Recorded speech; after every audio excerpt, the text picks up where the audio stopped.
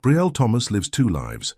By day, she's the invisible cleaning lady who silently maintains tech billionaire Colin Ward's pristine mansion, and by night, she transforms into a passionate educator running a tutoring center for underprivileged children.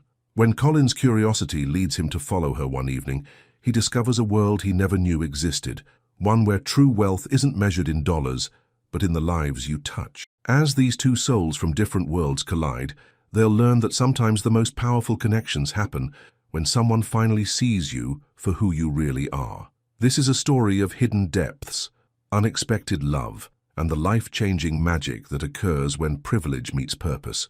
Before we start this story, comment below from where you are watching us.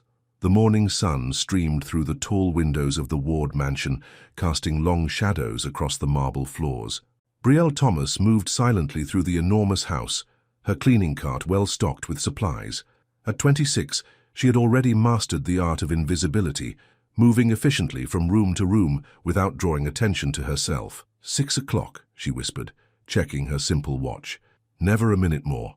That was her rule. She started at 7 each morning and finished at 6 each evening. No exceptions, no overtime, no special requests. Mr. Ward paid her well for this predictability, and she kept her end of the bargain. Speaking of Mr. Ward, Brielle paused as she heard his voice coming from the study. Colin Ward rarely spoke to anyone in person.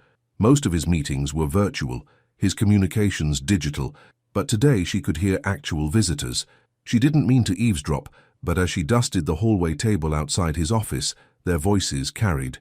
"That new maid, she's cold as ice," a man's voice said. "Strange one," another replied. "Leaves right at 6 every night, rain or shine, like she's got somewhere better to be." A laugh. "Doubt it." Brielle's hand stilled on the polishing cloth. Her face remained impassive, but inside, a familiar pain twisted. She'd heard worse, much worse, and from much more important people than these faceless board members. What she didn't expect was what came next. "That's enough," Colin Ward's voice cut through the conversation. "My staff's personal lives aren't up for discussion." Silence followed. Brielle quickly moved down the hall before the door opened. She didn't want to be caught listening. Colin Ward stood at his office window, watching his board members drive away. At 33, he'd built Ward Tech Innovations into a multi-billion-dollar company through determination, brilliance, and, if he was honest with himself, a complete disregard for personal relationships. People were either useful to him or they weren't. He didn't socialize, didn't date, didn't form attachments, but something about those comments bothered him, the way they spoke about his maid, as if her life couldn't possibly contain anything of value. He turned from the window, realizing he could hear soft humming from down the hall.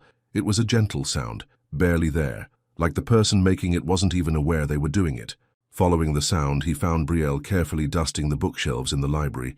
He'd hired her 3 months ago, and in that time, they'd barely exchanged more than basic pleasantries. "Ms. Thomas," he said. The humming stopped instantly. She turned, her expression calm and professional. "Mr. Ward, I'm sorry if I disturbed you." "You didn't," he said. Then awkwardly, "That song, what was it?" She looked surprised by the question. "Just something my grandmother used to sing." "Nothing special." He nodded, not knowing what else to say. He wasn't used to small talk. "Will you need anything else today?" she asked. "No, thank you." She nodded and returned to her work. Colin lingered a moment longer than necessary, noticing how carefully she handled the books, how she seemed to know exactly which ones were valuable first editions and which weren't. Later that evening, Colin found himself working late in his office again. A gentle knock made him look up. No one was there, but a cup of hot tea sat on the small table by his door. It happened sometimes, a cup appearing when he worked past dinner. He'd always assumed it was Mrs. Garcia, his cook, but Mrs. Garcia had the day off. Colin got up and walked to the door, looking down the hallway. He caught a glimpse of Brielle's back as she headed toward the staff quarters. He checked his watch. 5:58 p.m. In 2 minutes, she would leave, as she always did. For the first time in months, Colin felt curious about something unrelated to work. Where did she go every night at 6? What was so important that she never, ever stayed late? 2 nights later, Colin found himself making a decision he would never have imagined. As 6:12 p.m. approached, he grabbed his keys and a casual jacket he rarely wore. He waited by his car in the garage, watching as Brielle exited through the side door exactly on time. She didn't have a car. Instead, She walked down the long driveway and turned onto the main road. Colin waited until she was a good distance ahead before following in his least flashy vehicle, a simple black sedan he kept for rare occasions when he didn't want to be noticed. He felt ridiculous. What was he doing following his maid? This wasn't like him at all, but something about her, the quiet dignity, the strict schedule, the careful way she moved through his house, had gotten under his skin. Belle walked to a bus stop and boarded the number 17 bus. Colin followed, parking his car and getting on just before the doors closed. He sat at the back, keeping his head down. Belle was near the front, staring out the window, lost in thought. The bus traveled from the wealthy neighborhood where Colin's mansion stood, through downtown Austin, and into an area that grew progressively less affluent with each stop. After about 40 minutes, Belle got off. Colin waited a few seconds, then followed. The neighborhood was run down but not dangerous. Small businesses with barred windows lined the streets. Children played on the sidewalks despite the evening hour. Belle walked with purpose, nodding to a few people who greeted her. She stopped at a small corner store, bought a few bags of groceries, and continued on her way. Finally, she approached a small brownstone building. It was old and worn, with peeling paint and cracked steps, but the small yard in front was clean and tidy. On the steps sat several children of different ages, as if waiting for something. When they saw Belle, they jumped up excitedly. "Miss B is here," a small boy called out, and several more children appeared from around the corner. Colin hung back, watching in confusion as Belle greeted each child by name. She unlocked the door, and the children filed in behind her. Through the windows, Colin could see lights turning on inside. Curiosity overwhelming him, he crossed the street and approached cautiously. Through the window, he could see Belle setting up what looked like a classroom. The children took seats at mismatched tables. She was unpacking notebooks and pencils from a bag and distributing them. Then she opened the grocery bags, taking out sandwiches and fruit, giving each child something to eat before they opened their notebooks. It was a tutoring center, a makeshift school of some kind. Colin stood in the shadows, watching as Belle moved from child to child, helping with homework, explaining problems, offering encouragement. Her entire demeanor had changed. The quiet, reserved woman who cleaned his house was now animated, smiling, gently teasing the children who clearly adored her. A small girl with braids shivered, rubbing her arms. Without hesitation, Belle unwrapped the scarf from her own neck and draped it around the child's shoulders. "But Miss B, this is your favorite," the girl protested. "And now it's yours," Belle replied simply, touching the girl's cheek before moving on to help another child. Colin felt something shift inside him, something fundamental. All his life, he'd measured power in dollars, in market share, in the ability to make people do what he wanted.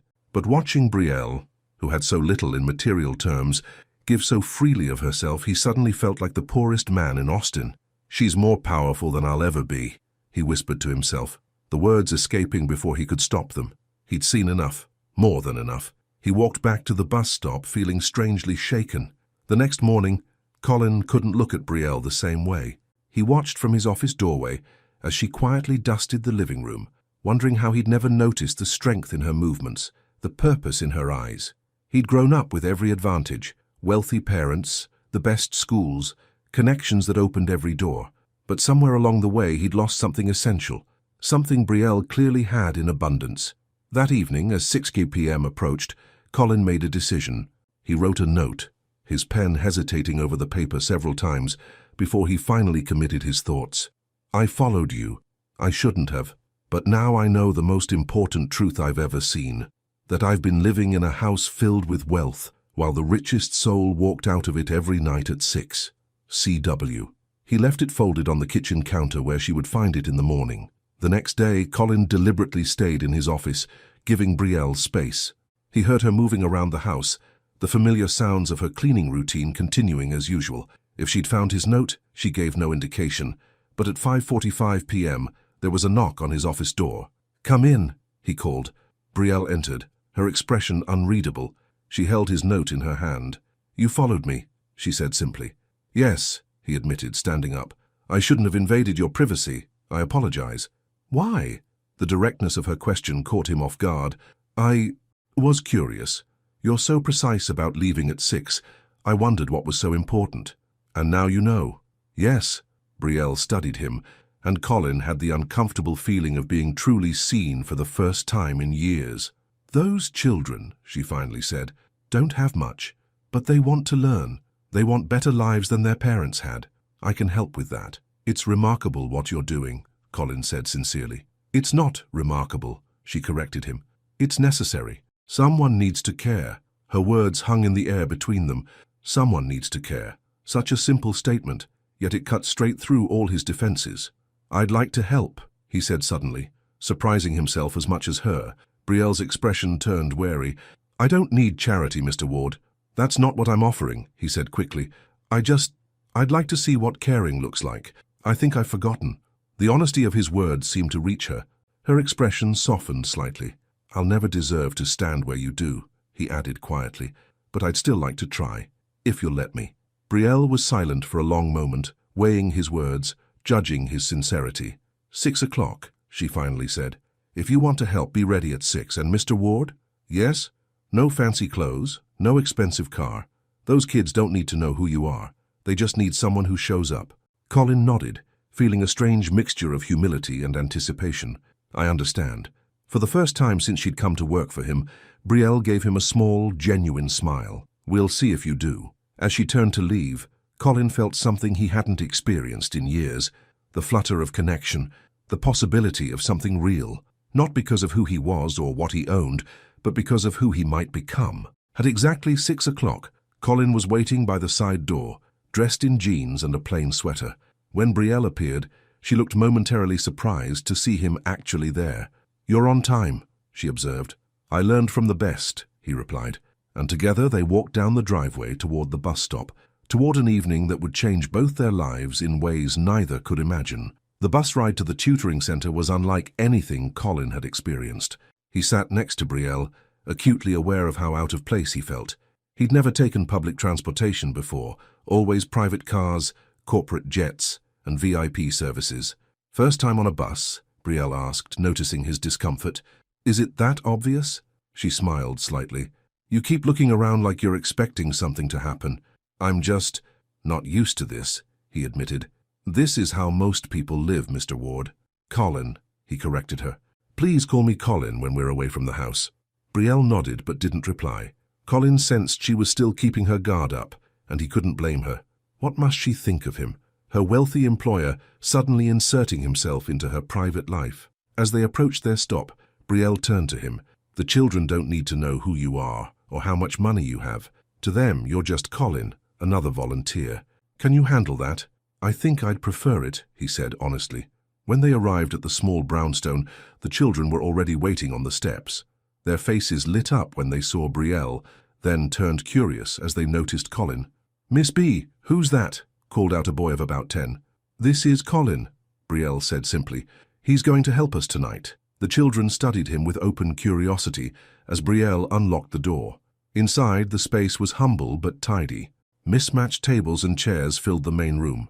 Bookshelves lined one wall, filled with worn textbooks and reading materials. A small kitchenette stood in the corner where Brielle began unpacking her groceries. "What should I do?" Colin asked, feeling strangely nervous. "For now, just observe," Brielle said. "See how things work." Colin sat in a corner, watching as Brielle organized the evening. First, she made sure everyone had something to eat, simple sandwiches and fruit.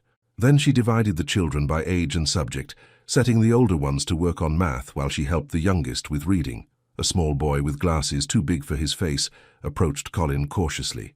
"Are you good at math?" he asked. "I am," Colin replied, surprised by the question. The boy held out his worksheet. "Can you help me? I don't understand fractions." Colin hesitated, then moved to an empty chair. "What's your name?" "Marcus." "Okay, Marcus, let's figure this out together." For the next hour, Colin worked with Marcus and 2 other children on their math homework. He was surprised by how much he enjoyed it. These children weren't afraid of him or trying to impress him. They just needed help, and they were grateful for it. Across the room, Brielle watched Colin with cautious amazement. The cold, distant CEO was patiently explaining fractions using apple slices as examples. The children were responding to him, laughing at his simple jokes, their initial wariness forgotten. When 8:30 p.m. came around, Brielle announced it was time to finish up. The children gathered their things, thanked her, and filed out. Some lived nearby and walked home together. Others had parents waiting outside. "You do this every night?" Colin asked as he helped clean up. 5 nights a week, Brielle said. "Most of these kids would be alone otherwise. Their parents work late shifts. How did you start this?" Brielle was quiet for a moment, as if deciding how much to share. "I was like them once. A child with nowhere to go after school. A woman in my neighborhood opened her home to us kids. She helped me believe I could be more." She looked around the room. "I'm just paying it forward." Colin felt something shift inside him. His own childhood had been filled with expensive schools and private tutors, but little warmth. His parents had been too busy building their fortune to spend time with him. "You never talk about this at work," he observed. "It's not relevant to cleaning your house," she said simply. "It's relevant to who you are." Brielle looked at him, really looked at him for perhaps the first time. "Why are you really here, Colin? Curiosity? Guilt? Boredom?" "Honestly, I'm not sure," he admitted. "But when I saw what you were doing here, it made me realize how empty my own life is. All my success, my money, and what do I do that actually matters?" His honesty seemed to surprise her. "Well," she finally said, "if you want to do something that matters, we can always use help with the leaky roof." Colin smiled. "I think I can manage that." Over the next 2 weeks, Colin joined Brielle every evening at 6 o'clock. They rode the bus together in what gradually became a comfortable silence. At the center, he worked with the children on math and science while Brielle handled reading and history. During the day, their work relationship remained professionally distant. Brielle still cleaned his home with quiet efficiency.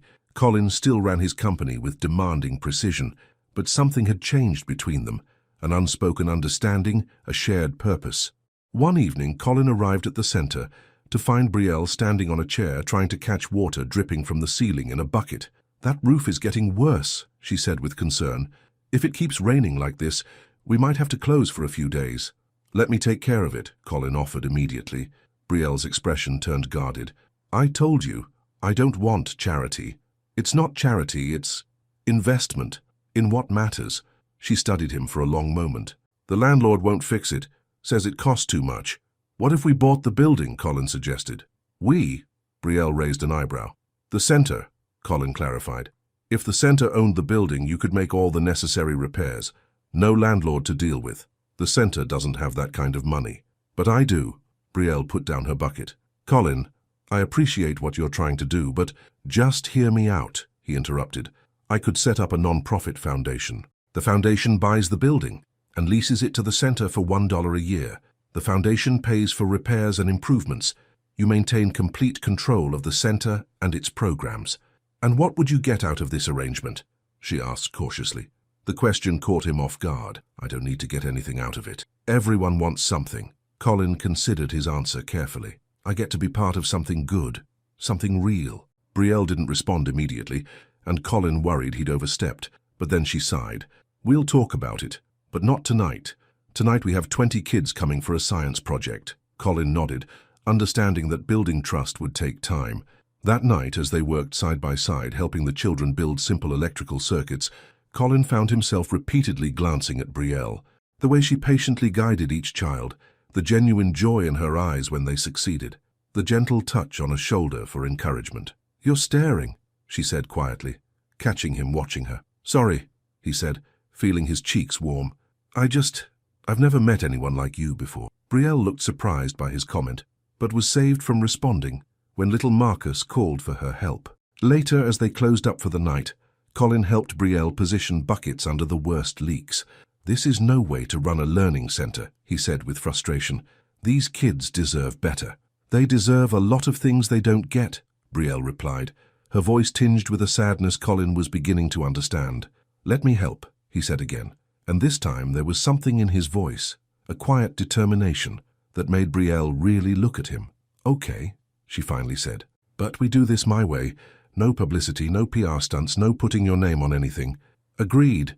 The next day at the mansion, Colin noticed Brielle seemed distracted as she worked. When she nearly knocked over a vase, he approached her.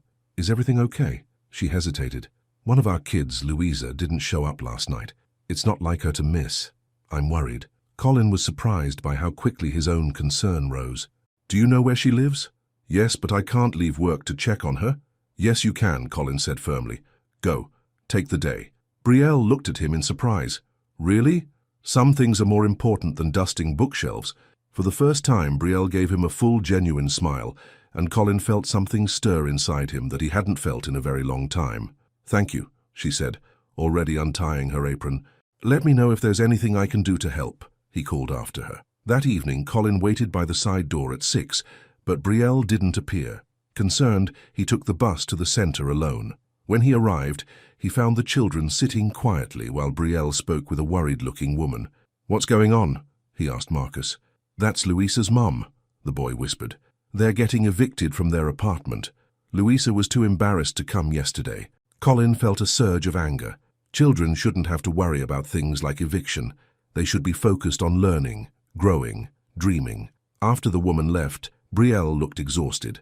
"Louisa and her family have 3 days to find a new place," she explained to Colin. "Their landlord sold the building to a developer. Can they stay with relatives? They don't have any in Austin." Belle ran a hand through her hair in frustration. "I'm going to make some calls, see if I can find them something temporary." Colin wanted to offer money to solve the problem immediately, but he remembered Brielle's words about charity. This wasn't about throwing money at a problem. It was about helping people maintain their dignity. "What if WardTech had an apartment they could use?" he suggested instead. "My company owns some residential properties for visiting executives. There's a 2-bedroom that's been empty for months." Belle looked at him skeptically. "And what would they pay in rent?" "Whatever they can afford," Colin said. "It could be a pilot program, affordable housing for families in need. If it works out, maybe we expand it." "You'd do that?" "I would." And he meant it. That night, after the children had gone home, Colin and Belle sat at one of the small tables, drinking coffee from paper cups. "You surprised me today," Belle admitted. "Most wealthy people I've known, they don't want to get involved in messy problems. They just write checks and walk away. I used to be like that," Colin said honestly. "It's easier to keep people at a distance. Safer." "Safer from what?" Colin stared into his coffee, struggling to articulate feelings he rarely acknowledged. "From caring too much, from disappointment, from realizing that all the money in the world can't fix everything." Belle reached across the table and briefly touched his hand, the first time she had initiated any physical contact. "But it can fix some things, like leaky roofs and housing emergencies." Her touch, though fleeting, left Colin's skin tingling. He looked up to find her watching him with an expression he couldn't quite read. "Why did you really follow me that night?" she asked softly. "I think I wanted to understand you," he admitted. "You were different from anyone else who worked for me. You never tried to impress me or get anything from me. You just did your job and left, like you had something more important waiting. And now you know I did." "Yes, but what I didn't expect was to find something important waiting for me, too." The words hung between them, heavy with meaning. Belle looked away first, gathering their empty cups. "It's getting late," she said. "We should go." As they walked to the bus stop, Colin felt a strange mix of emotions. In just a few weeks, this woman had completely upended his carefully ordered life, made him question his priorities, made him feel things he'd spent years avoiding. On the bus ride back, Belle fell asleep, her head gradually drooping until it rested lightly on Colin's shoulder. He sat perfectly still, not wanting to wake her, aware of how exhausted she must be, working all day at his house, then giving even more of herself at the centre each night. When they reached their stop, he gently touched her arm. "Belle, we're here." She woke with a start, momentarily disoriented. When she realized she'd been sleeping on his shoulder, she straightened quickly. "I'm sorry." "Don't be," he said softly. Back at the mansion, Colin walked Belle to the staff quarters. At her door, she turned to him. "Thank you," she said, "for Louisa's family, for understanding about the centre." "Thank you," he replied, "for letting me be part of it." For a moment they stood in silence, something unspoken passing between them. Then Belle smiled slightly and went inside, leaving Colin standing in the hallway, wondering how the woman who cleaned his house had somehow begun cleaning something much more important, his heart. The next morning, Colin made a series of calls from his office. By afternoon, he had set events in motion that would change everything. When Belle knocked on his office door that evening at 5:45, ready for their trip to the centre, she found him smiling. "What is it?" she asked suspiciously. "I have good news," he said. "The roof at the centre is being fixed tomorrow." "What? How?" "I bought the building." Brielle's expression changed from surprise to wariness. "Colin, before you say anything, hear me out. The building is now owned by a new non-profit called the Neighborhood Education Foundation. The foundation has its own board of directors, and I've put your name at the top of the list. You'll have complete control over how the centre is run." Brielle stared at him, speechless.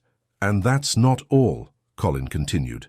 "Louisa's family can move into that apartment I mentioned, and we've found positions for both her parents at Wardtech's cafeteria. They start next week." "You did all this today?" "It turns out being a CEO has some advantages," he said with a small smile. "Is it too much? I can slow down if—" He didn't get to finish his sentence because Brielle did something completely unexpected. She stepped forward and hugged him tightly. "Thank you," she whispered against his chest. Colin stood frozen for a moment, then slowly wrapped his arms around her, breathing in the scent of her hair, feeling the warmth of her body against his. When was the last time someone had hugged him? He couldn't remember. All too soon she stepped back, looking slightly embarrassed by her own display of emotion. "We should go, the kids will be waiting." But as they walked to the bus stop, something had definitely changed between them. Their hands brushed occasionally, and neither pulled away. Their shoulders touched as they sat side by side on the bus, small moments of connection that felt enormous to Colin. At the center that night, the mood was celebratory. Brielle had shared the news about Louisa's family, and the children made cards to welcome them to their new home. As Colin helped a group of boys with their science project, he kept finding his gaze drawn to Brielle. The way she laughed freely here, so different from her quiet demeanor at the mansion, the way her eyes sparkled when she was passionate about something. "You like Miss B, don't you?" Marcus asked, following Colin's gaze. Colin nearly dropped the pencil he was holding. "What makes you say that?" The boy shrugged. "You look at her the way my dad used to look at my mom before she got sick." Colin didn't know how to respond to that. Was it that obvious? Had he even admitted it to himself yet? "It's okay," Marcus continued. "She's the best person I know. Everyone should like her." "Yes," Colin agreed softly. "Everyone should." Later, as they were closing up, Brielle approached him with a serious expression. "I need to talk to you about something." "What is it?" "I can't work for you anymore," she said firmly. Colin felt his heart sink. "What? Why?" "Because if I'm going to run this foundation and the center, I need to do it full time. And," she hesitated, "because things are changing between us. I think we both feel it." Colin couldn't deny it. "Yes, we do. I can't be your employee and whatever else we might become to each other. It wouldn't be right." Colin nodded slowly, understanding her reasoning. "What if I found you an apartment nearby, close to the center but still near enough to the mansion that we could see each other, not as employer and employee, but as friends?" "Friends?" Brielle repeated, a small smile playing at her lips. "For now," Colin said, reaching out to take her hand. "Unless you'd consider something more." Brielle looked down at their joined hands, then back up at his face. "One step at a time, Colin Ward. We still have a lot to learn about each other."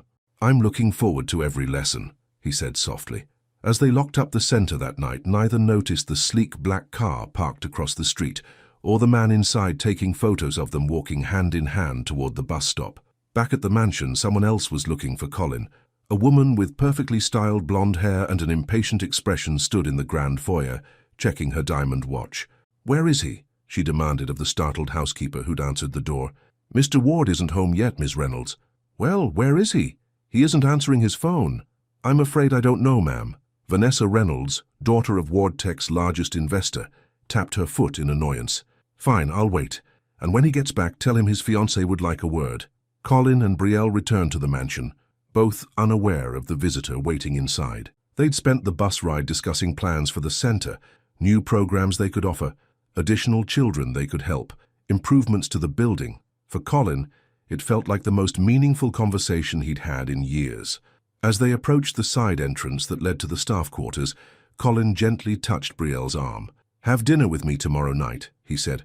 "Not as my employee, not at the center, just you and me." Brielle hesitated, then smiled. "Okay, but nothing fancy. I mean it, Colin. I know the perfect place," he assured her. "Nothing flashy, I promise." They parted at the hallway that separated the main house from the staff wing. Colin watched Brielle walk away, still feeling the warmth of her hand in his. Something was happening between them, something he hadn't felt in a very long time, maybe ever. When Colin entered the main foyer, he was startled to find Mrs. Garcia, his housekeeper, waiting nervously. "Mr. Ward, you have a visitor," she said, her expression uneasy. "She's been waiting for over an hour." Before Colin could ask who it was, a familiar voice called from the living room. "There you are, finally." Vanessa Reynolds strode into the foyer, her designer heels clicking on the marble floor. Tall, blonde, and dressed in clothes that probably cost more than most people's monthly salary, she was the daughter of James Reynolds, WardTech's primary investor. "Vanessa," Colin said, his voice cooling instantly. "What are you doing here?" She crossed the space between them and planted a kiss on his cheek, leaving a perfect lipstick mark. "Is that any way to greet me? I've been waiting forever." Colin wiped his cheek with the back of his hand. "You should have called first." "I did. You didn't answer." She looked him up and down, taking in his casual clothes with obvious disapproval. "Where have you been? And what are you wearing?" "I was out. And these are clothes. Normal clothes that normal people wear." Vanessa laughed as if he'd told a joke. "Well, go change. We have reservations at Le Ciel in 30 minutes. "We don't have reservations anywhere, Vanessa. I didn't make any plans with you." Her smile faltered slightly. "Daddy and I just flew in. He assumed we'd have dinner to discuss the Singapore deal. Your father should have called my office to schedule a meeting. Tomorrow." "Colin," Vanessa said, her voice dropping to a more intimate tone, "don't be difficult. You know how important this merger is to both our families." Colin sighed. He'd known Vanessa since college. Their fathers had been business partners for decades, and both men had made it clear they approved of a potential match between their children. There had been a brief time, years ago, when Colin had considered the idea.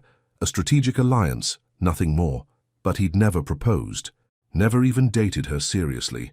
Yet somehow Vanessa had begun referring to herself as his fiancée in certain social circles, a fiction he'd been too busy to bother correcting, until now. "There is no our families, Vanessa.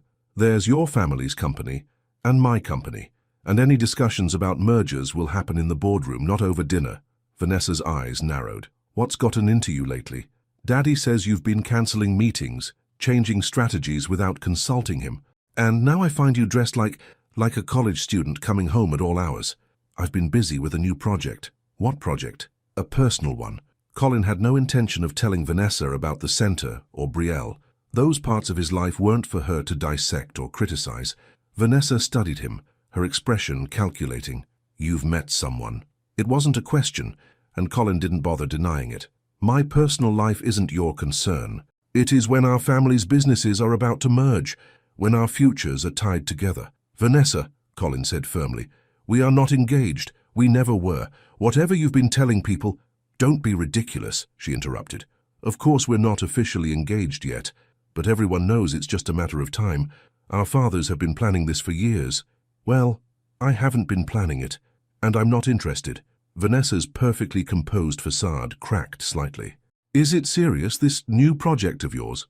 Colin thought about Belle, her quiet strength, her genuine care for others, the way she saw through his wealth to the emptiness beneath it. "Yes," he said simply. "It is." Vanessa's face hardened. "I see. Well, don't expect your little fling to last long once Daddy hears about this. The Reynolds investment is what's keeping WardTech afloat right now, and you know it." With that parting shot, she turned and stalked out of the house, leaving Colin standing in the foyer, suddenly aware of how complicated his simple evening had become. The next morning, Colin was in his home office when his phone rang. The caller ID showed James Reynolds. "James," Colin answered, keeping his voice neutral. "Colin, my boy," Reynolds boomed. "What's this Vanessa tells me about you being distracted by some new interest?" Colin pinched the bridge of his nose. "My personal life isn't relevant to our business relationship, James. Everything is relevant when you're running a multi-billion-dollar company. You can't afford distractions right now, not with the Singapore deal on the line. The Singapore deal is proceeding as planned." "Is it? Because my contacts there say you missed a call with their team last week." "That's not like you, Colin. You've always been focused, disciplined." Colin had missed that call because he'd been at the center, helping a group of kids prepare for a math competition, and he didn't regret it for a second. "One missed call doesn't mean anything," Colin said. "The deal is fine." Reynolds sounded unconvinced. "Vanessa said you were dressed like a college student when she saw you, said you'd been out all evening doing God knows what. I wasn't aware I needed to clear my wardrobe or my schedule with either of you." There was a pause on the line. When Reynolds spoke again, his voice had lost its false joviality. "Listen to me carefully, Colin. Your father and I built our companies together.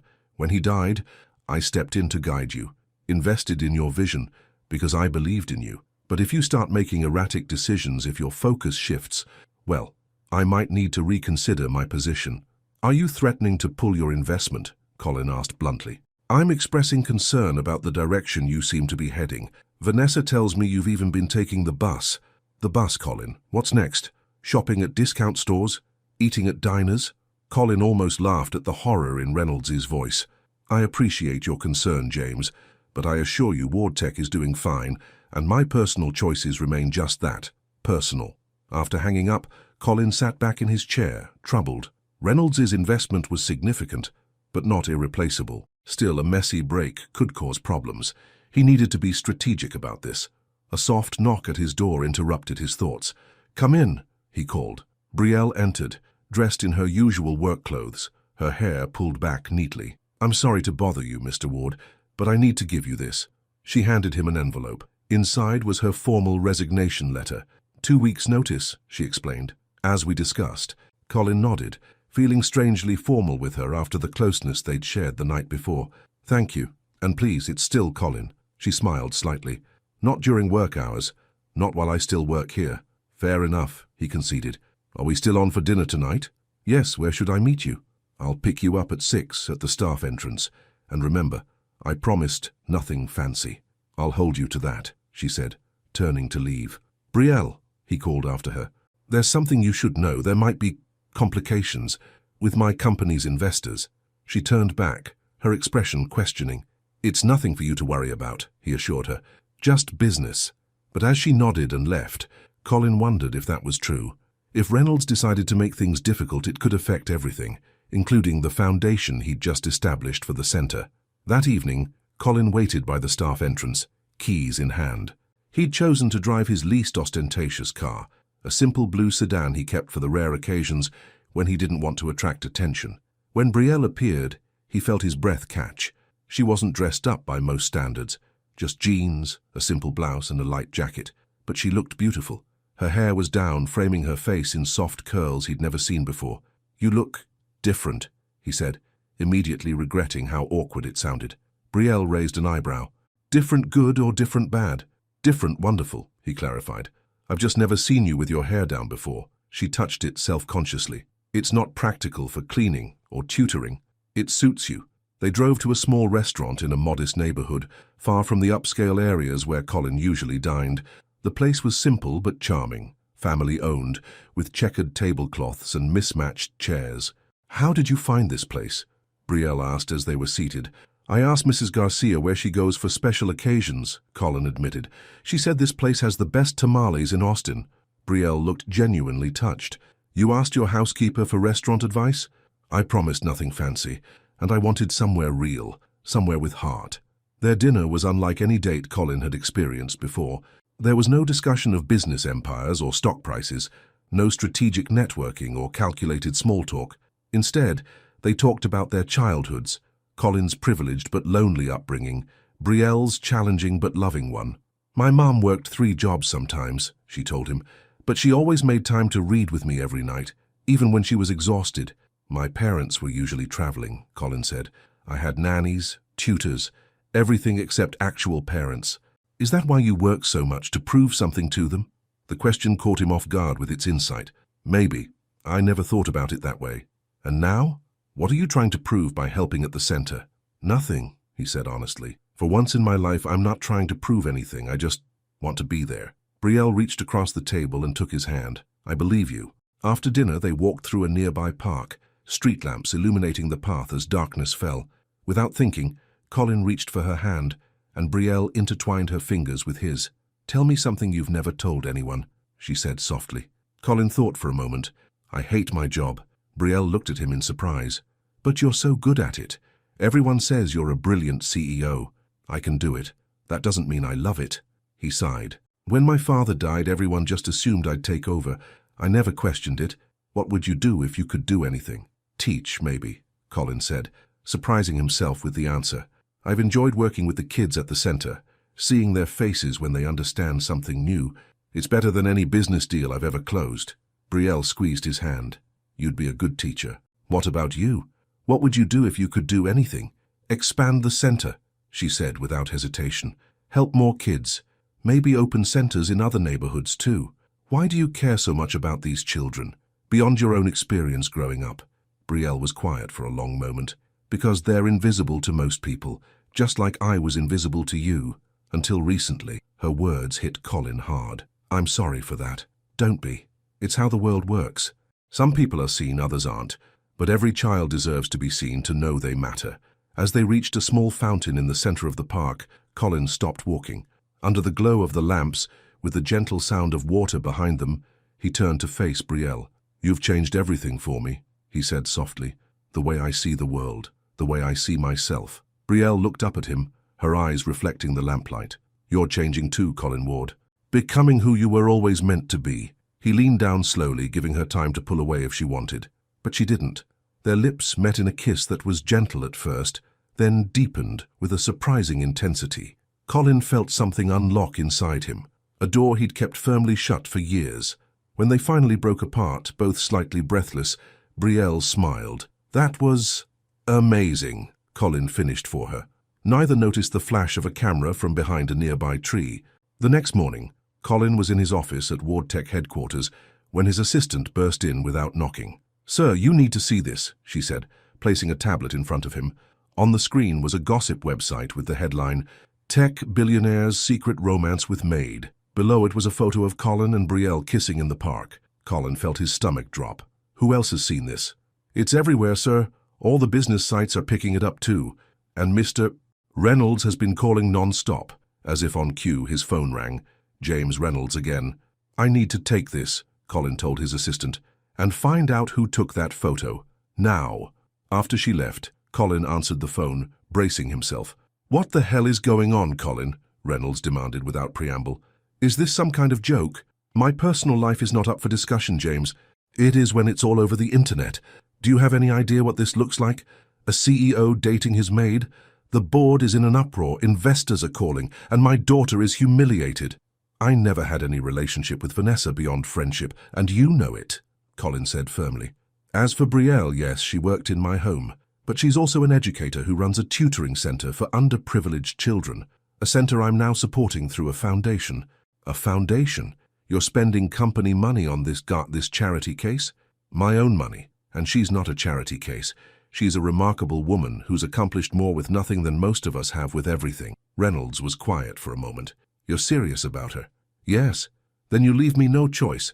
I'm calling an emergency board meeting. Your reckless behavior, these unauthorized foundations, your obvious distraction from company business. It's time the board reconsidered your position as CEO. Colin had expected this, but it still hit hard.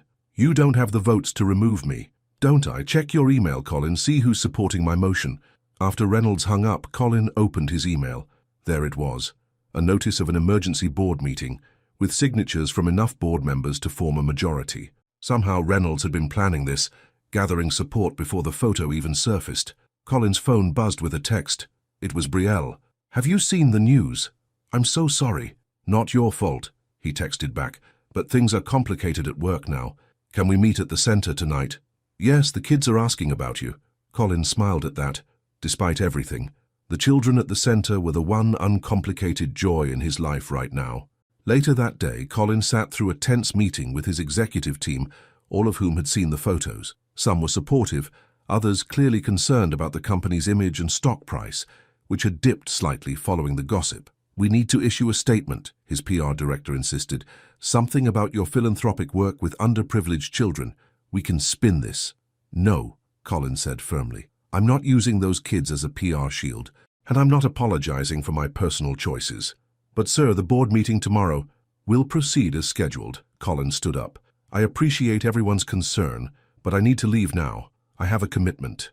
His executives exchanged worried glances as he walked out. Colin knew what they were thinking, that he was abandoning his responsibilities at a critical moment, but for the first time in his career, he was certain he was exactly where he needed to be.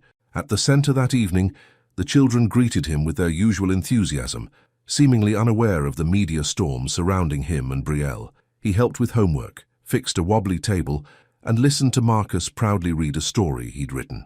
Belle worked alongside him, professional and focused in front of the children, but he could see the worry in her eyes. When the last child had left, she turned to him. I saw the headlines. Tech billionaire and his maid. They make it sound so tawdry. I don't care what they call it, Colin said, taking her hands in his. I care about you, about us. But your company might not be my company much longer, he admitted. Reynolds is trying to force me out as CEO. Brielle's eyes widened. Because of me? No, because I'm not the puppet he wants me to be. He's been planning this for a while, gathering support on the board. The photos just gave him an excuse to move faster. What will you do? Colin looked around the center, at the children's artwork on the walls, the books they'd been reading together, the small improvements he'd already started making to the building. I'm not sure yet, but I know one thing. I won't let him hurt this place. The foundation is separate from WardTech. He can't touch it. Brielle searched his face. And if you lose your company, everything you've built? Colin surprised himself with his answer. Then I build something new, something better. As they locked up the center that night, a sleek black car pulled up to the curb. The driver's door opened, and Vanessa Reynolds stepped out, her cold gaze fixed on Brielle. So, this is where you've been hiding, she said to Colin, playing teacher with your little charity project. Brielle stiffened beside him, but Colin squeezed her hand reassuringly. What do you want, Vanessa? To offer you a deal, she smiled thinly. Daddy's prepared to withdraw his motion at tomorrow's board meeting. You get to keep your precious company. In exchange for what? Vanessa's gaze flickered to Brielle, then back to Colin. End this, whatever it is. Come back to reality, to your real life. Colin felt Brielle's hand slip from his, but he immediately reached for it again, holding it firmly. This is my real life, he said. Right here. Vanessa's eyes narrowed. You're choosing her over everything. Your company, your legacy. I'm choosing to be the person I want to be, not the person your father wants me to be. You'll regret this, Vanessa hissed. Tomorrow, when the board votes you out, when your stock crashes, when everyone sees you've thrown away an empire for this. She gestured dismissively at the small building behind them. Colin looked at the center, then at Brielle standing beside him. I don't think I will. As Vanessa drove away, Brielle turned to Colin, her expression troubled. You can't give up everything you've built. Not for me. Not for this place. What if I told you I'm not giving up anything that really matters? Colin said softly. What if I told you I've found something worth more than all of it? Brielle's eyes filled with tears. I'd say you're being a foolish, romantic billionaire. Colin smiled. Maybe I am. But tomorrow, after that board meeting, foolish or not, I'll still be here at 6 o'clock, will you? Brielle looked up at him, conflict clear in her eyes. I don't know, Colin, I need to think. As they parted ways that night, Colin felt both terrified and strangely free. Tomorrow could bring the end of his career as he knew it, but it could also be the beginning of something far more valuable. What he didn't know was that Brielle was making plans of her own, plans that would change everything yet again. The morning of the board meeting dawned bright and clear. Colin stood at his bedroom window, watching the sunrise paint the Austin skyline in shades of gold and pink. For a man who might lose his company by noon, he felt strangely calm. His phone buzzed with a text from his assistant. Car will be ready in 30 minutes, legal team waiting at headquarters. Colin had spent most of the night preparing his defense, gathering financial reports that showed how strong WardTech had been performing, even with his recent distractions. But deep down, he knew this wasn't about performance. It was about control. James Reynolds wanted a puppet CEO, not an independent leader. As Colin adjusted his tie, he thought about Brielle. They hadn't spoken since parting the night before. Her final words, I need to think, had kept him awake far longer than his company troubles. He tried calling her but got no answer. A knot formed in his stomach. What if Reynolds had gotten to her somehow? What if she decided this was all too complicated? 6 o'clock, he whispered to himself. I'll be at the center at 6, no matter what happens today. Across town, Brielle sat in a small cafe, facing a woman in her 50s with shrewd eyes and a no-nonsense expression. Are you sure about this? The woman asked. Once we move forward, there's no going back. I'm sure, Elena, Brielle replied. I've never been more certain of anything. Elena Rivera, a respected education advocate and city council member, nodded. Then let's get started. At WardTech headquarters, the tension was palpable. Employees whispered in corners, pretending not to stare as Colin walked through the lobby. The news about him and Brielle had spread throughout the company, along with rumors of his imminent ouster. Colin's executive team met him at the elevator. We have a strategy, his CFO said urgently. Reynolds doesn't have as much support as he thinks. If you agree to some concessions— What concessions? Colin asked. Distance yourself from the situation. Issue a statement saying it was a brief relationship that's now over. Focus on the company's future. Colin shook his head. Not happening.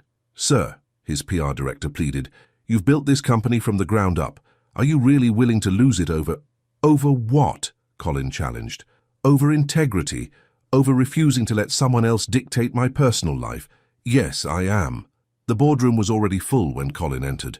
James Reynolds sat at the far end of the table, Vanessa standing behind his chair like a sentinel. Other board members avoided Colin's gaze as he took his seat. Let's get this over with, Reynolds began without preamble. We've all seen the headlines. Colin Ward, tech genius, caught kissing his maid in a public park. Not exactly the image we want for Ward Tech, is it? Colin remained calm. If we're discussing my personal life, let's be accurate. Belle Thomas worked in my home, yes. She's also an educator who runs a tutoring center for underprivileged children in East Austin, a center that's changing lives every day. Very touching, Reynolds said dismissively. But while you've been playing savior to these children, what's happened to Ward Tech? Missed meetings, delayed decisions. Our quarterly earnings are up 15%, Colin interrupted. Our Singapore deal is on track. Our new product line is launching ahead of schedule. By any objective measure, Ward Tech is thriving. Several board members exchanged glances. This wasn't the picture Reynolds had painted for them. Numbers can be manipulated, Reynolds said. What concerns us is your focus, your judgment. Dating an employee shows poor decision-making at best, predatory behavior at worst. Colin felt his temper flare. That's enough, James. Belle resigned precisely to avoid any such conflict, and unlike some people in this room, she has actual integrity. Reynolds' face reddened. Are you implying... I'm stating plainly that your concern isn't for Ward Tech, it's for control. You've been trying to merge our companies for years, with me as a figurehead and you pulling the strings. When that didn't work, you tried to use your daughter as bait. Vanessa gasped. How dare you? Enough! Reynolds slammed his hand on the table.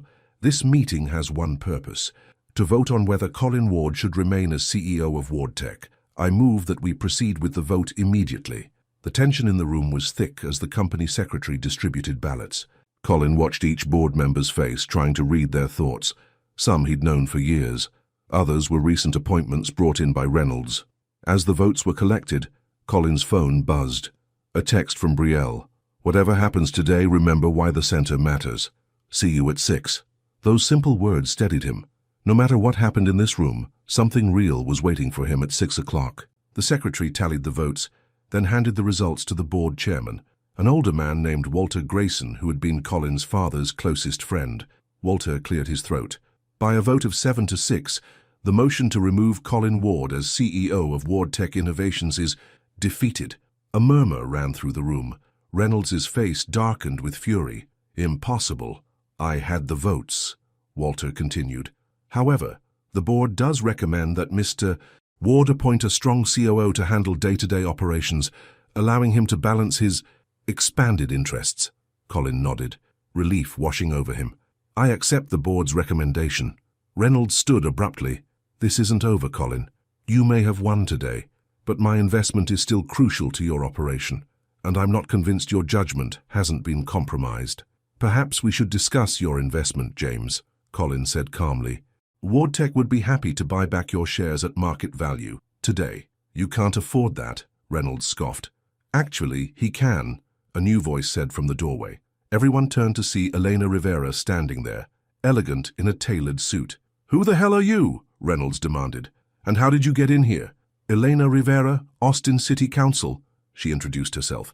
And I'm here representing a consortium of investors who are very interested in Ward Tech's future, particularly its foundation work. Colin stared at her in confusion. What consortium? Elena smiled.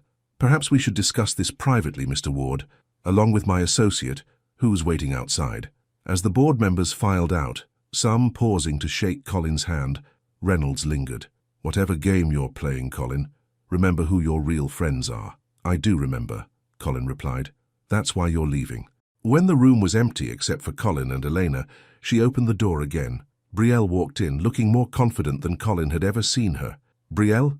He asked, completely confused. What's going on? I've been busy, she said with a small smile. Elena is an old friend. She helps run several education non-profits in the city. When I told her about the center and about what Reynolds was trying to do to you, we started making calls, Elena finished. It turns out there are quite a few investors interested in socially responsible technology companies, especially ones with innovative community outreach programs. Colin looked between the two women. You put together an investment group overnight. Not overnight, Brielle admitted. I've been working with Elena for years trying to find funding for more centers like mine. When I realized Reynolds might force you out because of me, because of us, I called her. The consortium is prepared to buy out Reynolds' stake completely, Eleanor explained, with one condition, that WardTech continues and expands its foundation work with the tutoring centers. Colin turned to Brielle, amazed. You did this for me? For the company? I did it for the children, she said simply. And yes, for you too. You shouldn't have to choose between doing good and doing well. Colin felt something shift inside him, the last piece of a puzzle falling into place. Without thinking, he crossed the room and pulled Brielle into his arms, kissing her in front of Elena. I think that's my cue to give you two a moment, Elena said with a smile, slipping out of the room. When they broke apart, Colin kept his arms around Brielle. You saved my company. We saved each other, she corrected him. But there's something else I need to tell you. What is it? The consortium doesn't just want to expand the current center. They want to fund 20 more across the city, and they want me to run the entire program. Colin's face broke into a wide smile. That's incredible. You'll be amazing at it. There's more, Brielle continued. They're offering you a position too, if you want it. Me? What kind of position? Chairman of the Educational Foundation. It would mean stepping back from day-to-day operations at WardTech, working with the new COO the board recommended. But you'd be overseeing all the centers, working directly with schools and community programs. Colin was speechless. It was as if the universe had heard his confession about wanting to teach and created the perfect opportunity. What do you think? Brielle asked, suddenly looking uncertain. I know it's a lot to take in, and if you don't want to step back from WardTech— Yes, Colin interrupted. Absolutely yes. Later that evening, Colin and Brielle arrived at the center together. The children greeted them with their usual enthusiasm, completely unaware of the corporate drama that had unfolded earlier. Miss B, Colin, look what I did, Marcus called, proudly holding up a perfect math test. As they worked with the children, Colin noticed that Brielle seemed lighter somehow, more animated. The professional reserve she'd always maintained at the mansion was completely gone here, in this place where she could truly be herself. And he realized he felt different too. For the first time in his adult life, he wasn't thinking about stock prices or market share or his next acquisition. He was fully present, helping a child understand fractions, listening to a little girl read her first chapter book all by herself. At the end of the evening, after the last child had left, Colin and Brielle stood in the center's main room. I have something for you, Colin said, reaching into his pocket. I was going to give it to you regardless of what happened today. He handed her a small wooden box. Inside was a key. What's this? Brielle asked. The deed to this building was transferred to the foundation this morning. This is the key to the new front door they'll be installing next week. No more leaks, no more drafts. Just a safe, warm place for the children to learn. Tears filled Brielle's eyes. Colin, and there's something else, he continued, pulling an envelope from his jacket. The plans for the next center. The architect is ready to start whenever you give the word. Brielle opened the envelope, scanning the drawings of a beautiful, purpose-built learning center. This is incredible. It's just the beginning, Colin promised. Elena's consortium is serious about funding 20 centers. We can help hundreds of children, maybe thousands. We, Brielle repeated softly. I like the sound of that. Colin took her hands in his. I want there to be a we, Brielle. Not just at the centers, not just at work. I want to build something real with you. Are you sure? It won't be easy. People will talk. Let them. The only people who matter are in this room right now. Brielle smiled through her tears. When I started working at your mansion, I never imagined this. You were just the rich man who never noticed me. And you were the woman who taught me how to truly see, Colin said softly. Not just you, but everything I was missing. He drew her close. Remember the first note I left you? About the richest soul walking out every night at 6. She nodded. I meant it then, and I mean it even more now. You've shown me what real wealth is, Brielle, and I don't ever want to lose it. You won't, she promised, reaching up to touch his face. But there is one thing that has to change. What's that? No more leaving at 6, she said with a smile. From now on, we stay as long as we're needed. 1 week later, the small brownstone building looked completely different. Fresh paint brightened the exterior. New windows gleamed in the morning sun. The cracked steps had been replaced, and a small garden planted alongside the walkway. A modest plaque had been installed beside the front door, in honor of the one who gave quietly and taught the rest of us how to love out loud. Inside, Belle directed a team of volunteers, setting up new desks, bookshelves, and computer stations. The transformation was remarkable, but the spirit of the place remained the same. Warm, welcoming, filled with purpose. Colin arrived carrying boxes of new books. He was dressed in jeans and a simple button-down shirt, looking more relaxed than he had in years. Following his board meeting victory, he'd immediately begun restructuring WardTech, appointing a trusted colleague as COO while he focused on the foundation work. "The computers are being delivered this afternoon," he told Belle. "And I hired a full-time tutor to help you with the expanding program. Have you told the children yet? About the scholarships?" Belle asked. Colin shook his head. "I thought we could do that together tonight." The scholarships had been his idea, a fund to ensure that any child who came through their program would have money for college or vocational training. It was the piece Belle had always worried about, giving the children hope and skills, but not the financial means to pursue their dreams. "They're going to be so excited," she said, her eyes shining. "Especially Marcus. He's already talking about becoming an engineer." "He'll make a brilliant one," Colin agreed, "and we'll be there to see it happen." As they worked side by side arranging books on shelves, Colin marveled at how natural it felt, how right. In just a few short weeks, his entire world had shifted on its axis. The business papers had finally stopped running stories about the billionaire and the maid. After a generous buyout, James Reynolds had disappeared from WardTech's board, taking Vanessa with him. Colin's colleagues had adjusted to his new role, especially when they saw how the company's reputation was benefiting from its community work. But none of that mattered as much as what was happening in this small building, and in the others that would soon follow. "Miss B, Colin," a voice called from the doorway. Marcus stood there, his backpack slung over one shoulder, eyes wide as he took in the transformed space. "Wow, it looks amazing." Behind him, other children began to arrive, their exclamations of delight filling the room. They ran from corner to corner, examining the new books, touching the sturdy desks, spinning on the comfortable chairs. "Is this all for us?" a little girl asked in wonder. "Yes," Belle told her, "all for you, because you deserve the very best place to learn and grow." As the children settled in, marveling at their new surroundings, Colin stood back and watched Belle move among them. She was in her element here, glowing with purpose and joy. A year ago, he wouldn't have even noticed her cleaning his home.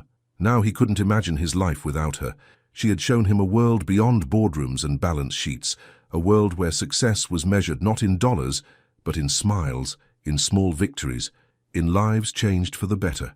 That evening, after telling the children about the scholarships, to much jumping and cheering, Colin and Belle walked hand in hand through the small garden behind the center. "I have something to ask you," Colin said, suddenly nervous. "What is it?" Belle looked up at him, her face soft in the fading light. "I know it's only been a few months and we're still getting to know each other, but—" He took a deep breath. "I've found a house. Nothing extravagant, just a comfortable place near the center, and I was wondering if you might consider living there. With me." Brielle's eyes widened. "Are you asking me to move in with you?" "I'm asking for a chance to build a home with you," Colin clarified. "Not a mansion, not a showcase, a real home." Belle was quiet for a long moment, and Colin felt his heart race. Had he moved too quickly? "I've always had my own place," she finally said. "My own space. It wasn't much, but it was mine." "I understand," Colin said quickly. "If it's too soon." "But," she continued, "I've never shared a home with someone I loved before, and I think I might like to try." The word love hung in the air between them. Neither had said it before, though both had felt it growing. "You love me?" Colin asked softly. Belle smiled. "Would I have saved your company if I didn't?" Colin laughed, pulling her into his arms. "I love you too, more than I knew it was possible to love someone." Over Brielle's shoulder, he could see through the windows of the center. Children were reading, working on projects, laughing together. The future they were building wasn't just for themselves, but for all of them. "So," he asked, "is that a yes? To the house?" "It's a yes," Belle confirmed, "but on one condition. Name it. We host Sunday dinners for any of the kids who want to come. A real family meal, the kind some of them never get." Colin felt his heart expand even further. "I'd like that very much." As the sun set over Austin, casting long shadows across their garden, Colin and Belle sealed their agreement with a kiss. Behind them, the small plaque by the door caught the last rays of sunlight, its words a testament to the woman who had changed everything, in honor of the one who gave quietly and taught the rest of us how to love out loud. From the window, Marcus watched them with a knowing smile. He'd been right all along. Colin did look at Miss B the way people looked at someone they loved, and now everyone could see it. 3 months later, on a perfect autumn evening, the expanded centre held its official grand opening. Community leaders, parents, teachers, and dozens of children filled the renovated space. Elena Rivera cut the ribbon while Brielle and Colin stood nearby, hands clasped together. "This is just the beginning," Brielle told the gathered crowd. "Today, 1 centre. Next year, 5 more. In 5 years, 20 across the city, because every child deserves a place where they are seen, heard, and valued." Applause filled the room. Reporters took photos, but the moment Colin would remember forever came later, after the crowds had left and only the regular children remained. Little Louisa, now settled with her family in their new apartment, approached them shyly. "I wrote something," she said, holding out a folded paper. "For both of you." Colin knelt down to her level, as he'd learned to do from watching Brielle. "May I read it?" Louisa nodded, and Colin unfolded the paper. In careful handwriting she had written, "Before Miss B, I was invisible. Before Mr. Colin, our roof leaked. Now I am seen. Now I am dry. Now I can dream." Colin felt tears spring to his eyes. He looked up at Brielle, who was similarly moved. "Thank you, Louisa," Brielle said softly. "This means more to us than you know." After Louisa ran off to join her friends, Colin carefully folded the paper and tucked it into his pocket. "That," he said to Brielle, "is going in a frame on our wall." "Our wall," she repeated with a smile. "I like how that sounds." "Me too," Colin agreed, wrapping an arm around her waist. "Almost as much as I'll like hearing our wedding someday." Brielle looked up at him in surprise. "Is that a proposal?" "Not yet," Colin said with a smile, "but consider it a preview of coming attractions." Brielle laughed, leaning into his embrace. "I'll look forward to it." Around them, children worked and played in the space they had created together. Outside, the sun was setting, painting the sky in brilliant colors. It was well past 6 o'clock, but neither of them was watching the time anymore. They had found something worth staying for, something that would last long after the lights went out, something real, the end.